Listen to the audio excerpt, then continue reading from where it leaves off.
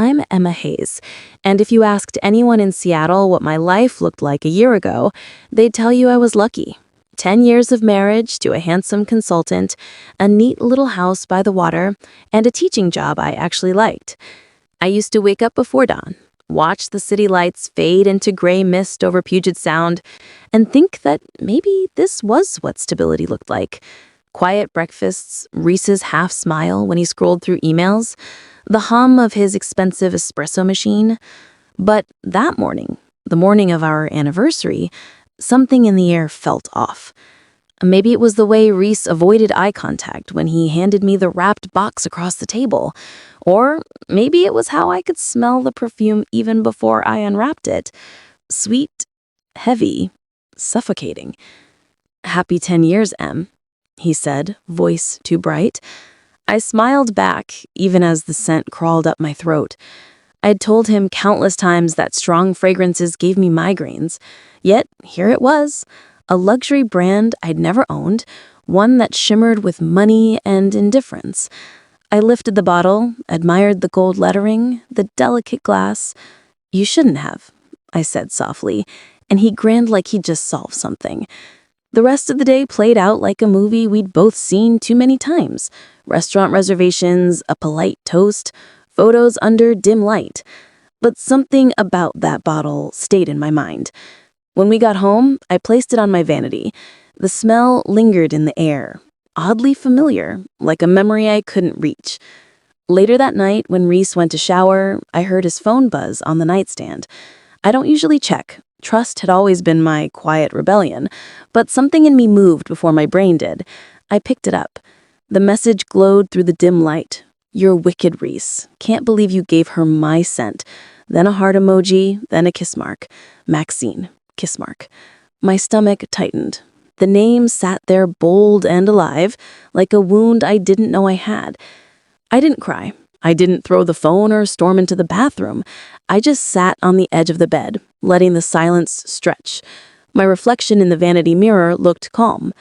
Too calm. I opened his messages, my fingers trembling only slightly. There were photos. Her in hotel mirrors, in cars, in some place with beige curtains I didn't recognize. Their conversations were easy, warm, familiar. He joked about how "you smell like sin" and how Emma could never pull this off. I stared at the words until they stopped meaning anything.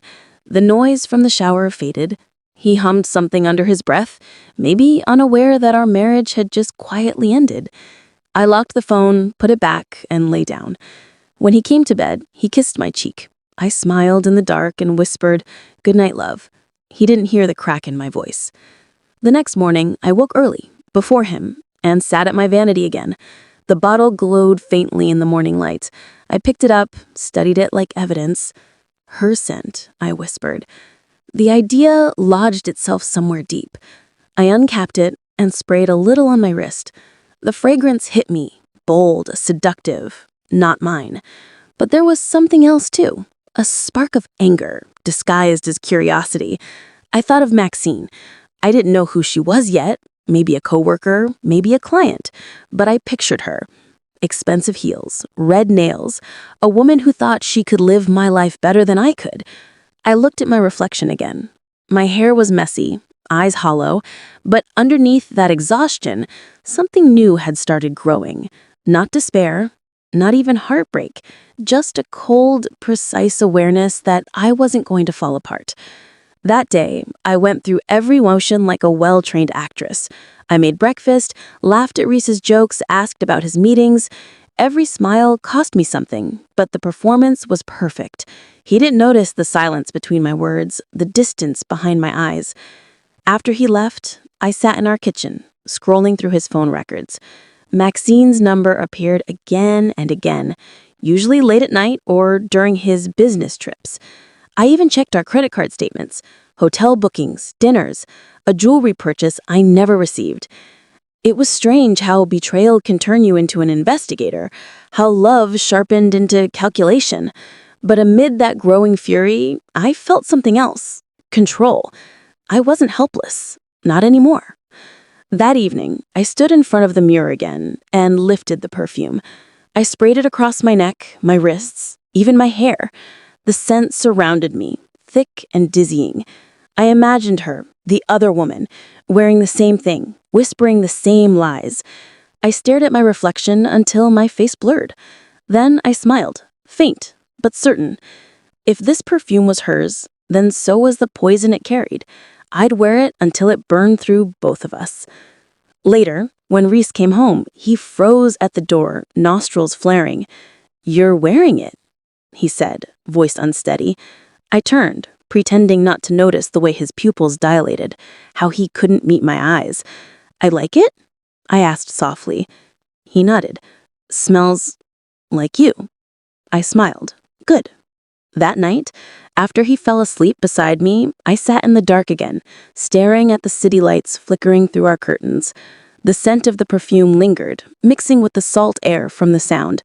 My chest ached, not from sadness anymore, but from something quieter, heavier, resolve. I knew that from this point on, nothing between us would ever be pure again.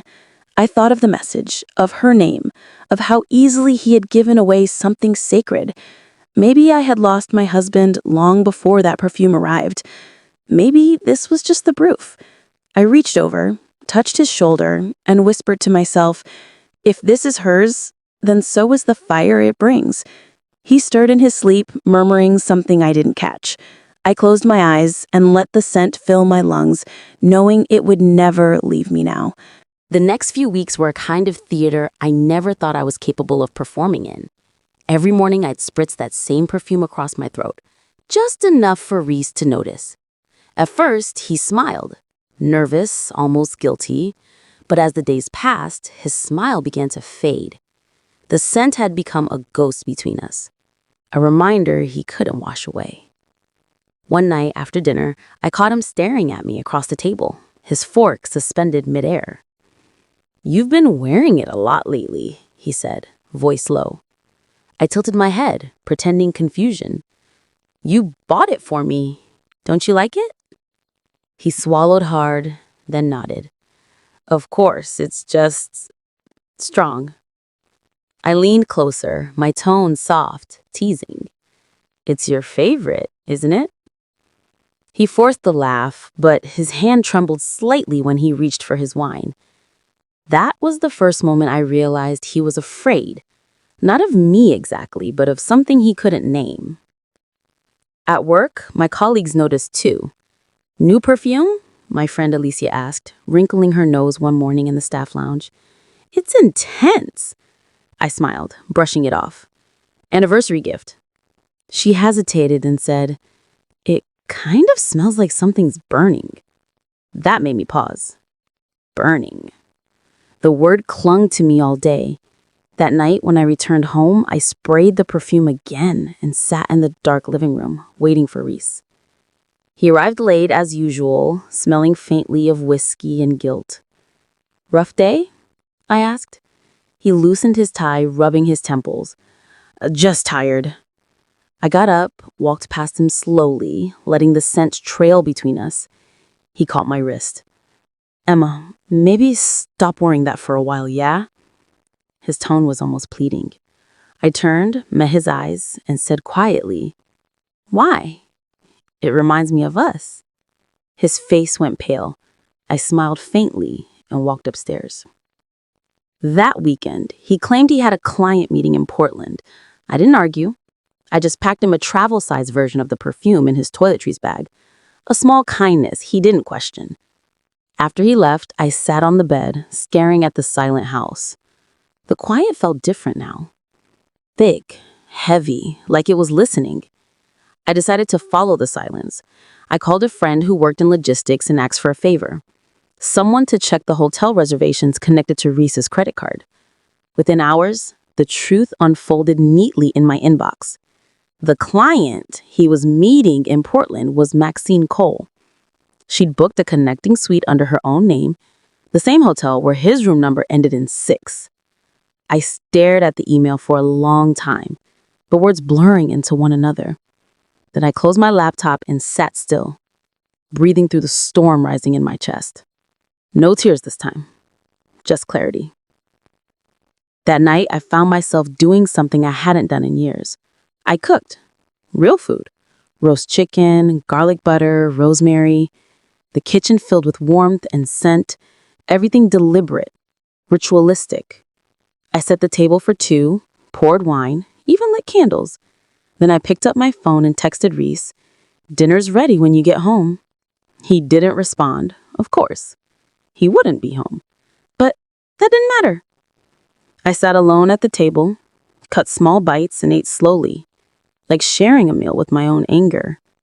Across from me, I imagined him sitting there smiling that smug, distracted smile. I raised my glass. "To love," I whispered, "and to the things it kills." The candle flame flickered. The perfumed scent mixed with the roasted garlic, sweet and suffocating. When I finally blew out the candles, a trail of smoke rose into the air, curling like a promise. The next morning, I drove to the downtown boutique where he'd bought the perfume. The sales associate recognized it immediately. "Oh yes, that's Velour Noir, very popular. We sell a lot to..." She hesitated. "Corporate clients. We had a woman pick one up last month for her partner, actually. Said it made him smell like sin." I smiled thinly. "Did she happen to leave her name?" The associate shook her head apologetically. "Sorry, no names on cash purchases." But I already knew. I thanked her, left, and stood outside in the cool drizzle. The city felt sharp and electric, the way it does before a thunderstorm.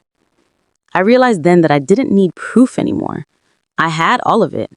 His guilt, her arrogance, their scent, their lies. What I needed now was closure, something permanent, something that would make sure every time he smelled that perfume again, he'd taste the ashes of what he destroyed. When he returned from Portland, I was waiting. The house was spotless, dinner ready, and the air thick with velour noir. He kissed my cheek hesitantly, muttered something about the trip being productive. I smiled, poured him a drink, and watched him relax. "You know," I said casually, "I've been experimenting with the perfume, mixing it with things, seeing what happens." He frowned, confused. "What do you mean?" I leaned closer, letting the scent wrap around him. "You'd be surprised how flammable beauty can be." His eyes flickered with something, fear, recognition, maybe both. Then he laughed awkwardly, trying to shake it off. But later that night, when he thought I was asleep, I felt him get out of bed, walk to the vanity, and stare at that bottle for a long time. I didn't move. I just watched his reflection in the mirror. He reached out, touched the glass, and whispered, "Jesus, what have I done?" I closed my eyes, the ghost of a smile forming. Finally, he was asking the right question. The following days blurred into something I can only describe as controlled madness. Reese began to unravel in quiet, fascinating ways. He'd rake in the middle of the night, drenched in sweat, whispering my name like he was lost. Sometimes he'd stand by the window, staring at the water, breathing heavily as if expecting something, or someone, to appear out of the fog. I'd ask if he was okay, and he'd shake his head, muttering, "It's that scent, Em. I can't get it out of my head." I'd nod gently, pretending concern, but inside I felt something cold and sharp bloom in my chest. Satisfaction. Because what he didn't know was that I'd been changing the contents of the perfume bottle, drop by drop, night after night. Not poison, no, nothing lethal, just a carefully measured mixture. A few drops of lighter fluid, a touch of synthetic oil, and that same intoxicating fragrance. Flammable, invisible, beautiful. It wasn't meant to kill him, not yet. It was meant to make him remember. One evening, after a particularly long day at work, I came home to find him sitting at the kitchen table, his tie loose, his eyes hollow. "She called me," he said quietly, staring at his hands. My pulse quickened, though I kept my face still. "Who?" I asked softly. "Maxine," he said. "She said she can't stop smelling it either. She said every time she sprays it, she feels like she's choking." I tilted my head, watching him with measured curiosity. "That's strange," I murmured. He nodded, rubbing his temples. "It's more than strange, Em. It's haunting me." The irony almost made me laugh. "You think it's cursed?" I asked. He didn't answer. He just got up and poured himself another drink, his hands trembling slightly. When he turned back toward me, his face was pale. "Sometimes I swear I can smell it even when it's not there." He was right, because I'd started misting the curtains, the sheets, even his car interior with faint traces of it. The scent followed him everywhere, a ghost he couldn't escape. By the third week, Maxine was in the hospital. "It was an accident," Reese said when he told me, voice shaking. "Her apartment caught fire. The cops think it started from her vanity." I let my breath hit in just the right place, covering my mouth with both hands. "Oh my God, is she—" "She's alive," he said quickly, then looked down. "But she's burned, Em. Her face, her hands. Jesus." I felt the room tilt slightly, not from shock, but from the weight of realization. The plan had gone further than I ever intended. I hadn't meant for her to actually burn. I'd only wanted them both to feel fear, to sense that what they'd shared was tainted. But something inside me didn't recoil. Instead, there was a strange calm, a dark stillness that settled deep in my bones. I said to you should go see her. He looked up sharply. "What?" "I heard you," I said softly. "If you care about her, you should go." His jaw tightened. "It's not like that," he murmured, but the way his eyes darted away told me everything. I turned, walked to the sink, and rinsed my glass, my reflection glinting faintly in the window. "You should still go," I said. "Say goodbye properly." That night, I couldn't sleep. I kept thinking about Maxine, the smell of burning plastic, the cracked perfume bottle, the smoke. I pictured her lying in a hospital bed, bandaged and still. I wanted to feel guilt, but what I felt instead was power. The kind of power that comes when you realize you've been underestimated for too long. The next morning, I drove to the hospital myself. I didn't tell Reese. I walked through the sterile halls until I found her room. Through the glass, I saw her, skin mottled, face half covered in gauze, a nurse adjusting her IV. She looked smaller than I expected, fragile, nothing like the woman I'd imagined. Her eyes were closed. I stepped closer, my reflection merging with hers on the glass. For a moment, I almost pitied her. Almost. Then I whispered, "You shouldn't have taken what wasn't yours." She stirred slightly, as if hearing something through a dream. I smiled faintly and walked away. When I got home, Reese was sitting on the couch, his hands buried in his hair. "She's going to make it," he said as soon as he saw me. "The doctors say she'll recover, but she's not the same. She might lose her job." Her face. His voice broke. I sat beside him, pretending to console him, though every word he spoke was a knife twisting in his own heart. "I'm sorry. You didn't deserve this." He laughed bitterly. "Didn't I?" I didn't answer. He looked at me then, really looked, and something in his expression shifted. "You're not the same anymore," he said slowly. "You used to cry about everything. Now you're just cold." I met his gaze, my voice calm and even. Maybe I learned from the best. He flinched but said nothing. The silence between us was heavier than ever. Later that night, I watched him pour himself another drink, stare at the perfume bottle on my vanity, and mutter something about bad luck. I wanted to tell him it wasn't bad luck. It was consequence. A few days later, there was another fire. This time it was smaller, contained to our garage. The firefighters said it was probably electrical, a faulty outlet. Reese believed them. I didn't correct them. But when I stood in the doorway and watched the blackened walls, I thought about how close the flames had come to the house. I thought about the smell, the same one that had haunted him for weeks. The perfume had become a curse, yes, but not just for him, for me too. Every time I smelt it, I felt both alive and corrupted, like I was wearing my own sin. One night, I gathered everything, the bottle, the soaked curtains, even my clothes, and took them to the backyard. I poured what was left of the perfume into a metal basin and lit a match. The flames roared up, orange and gold, the scent twisting through the smoke like a dying prayer. Reese came outside, startled. "What are you doing?" he shouted. I turned, the fire reflecting in my eyes. "Ending it," I said simply. He stared at me, confusion and fear warring on his face. "Emma, what did you do?" I smiled faintly. "You'll smell it forever, Reese. That's your punishment." He took a step back, as if realizing that whatever love we'd shared had already burned to ash. When the fire finally died down, I stood there, watching the smoke fade into the night sky. The air was heavy with the ghost of that scent. Sweet, toxic, unforgettable. I thought about the woman in the hospital, about the man standing behind me, and about the part of myself I'd buried somewhere along the way. Maybe I had gone too far. Maybe I had become something I never meant to be. But as I looked at the faint glow of embers, I knew one thing for certain. There was no going back. The perfume had been her gift to him, but the fire, it was mine. It's strange how silence sounds after something has burned. The air feels heavier. The walls seem to breathe differently, like the house remembers what it's witnessed. After the night I set fire to the perfume, Reese barely spoke to me.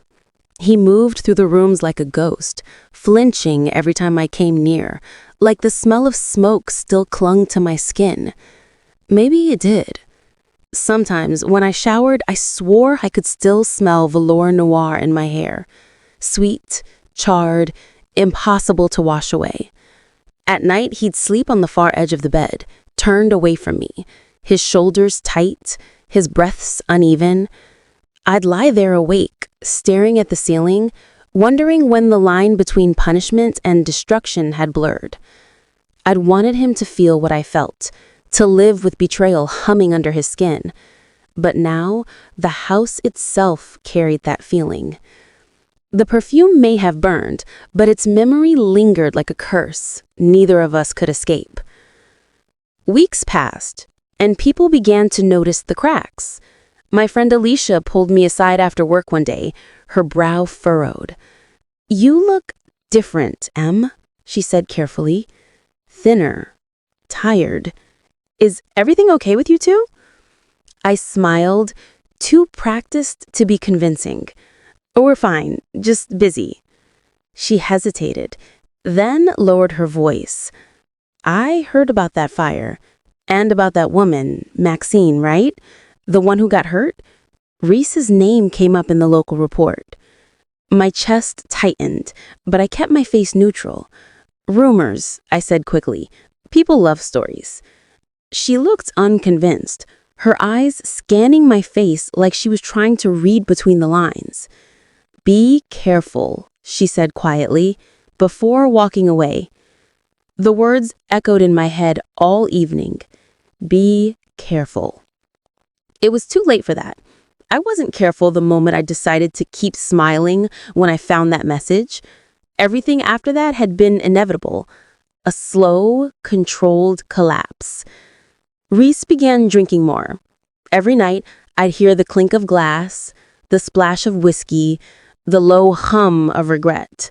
My name's Sometimes Claire. he'd talk to himself. I'm 29 now, fragments of living in a sentences quiet drifting down the Pennsylvania hallway. suburb with a view I heard of once, endless maple didn't mean trees to. and a Shoulda driveway told that her. always feels Other too nights, empty. he'd whisper my name in his People sleep, say I'm lucky. voice full A of good guilt job, or my own maybe house, fear. the kind of stability One night, everyone I in my found family him used to sitting dream on the floor about. of the bathroom, But the luck vanity isn't the mirror word I'd cracked use. behind him. Luck is His when eyes were something red, falls into your his lap. hands shaking. My life was built "I out of can't long do nights, this anymore," cheap takeout, he said hoarsely. and the kind of exhaustion It's that everywhere. seeps into The your bones. smell, the memories. Growing up, I learned see early fire that when I nothing close was my free. eyes. Not affection, I knelt not beside him, approval, the and cold definitely tile not love. pressing through my knees. My parents, Then Linda stopped and Peter, running from it. were the kind of I people whispered. who kept score He like looked it up, was their religion. confused. Every "What do you ride, mean?" every dinner, every I met his favor was a gaze, debt calm, waiting to be repaid. steady. And somehow, "Confess. I was Tell always the the one truth. who owed. You'll feel lighter." I don't remember a time His when I laugh was wasn't sharp, trying to earn bitter. their respect.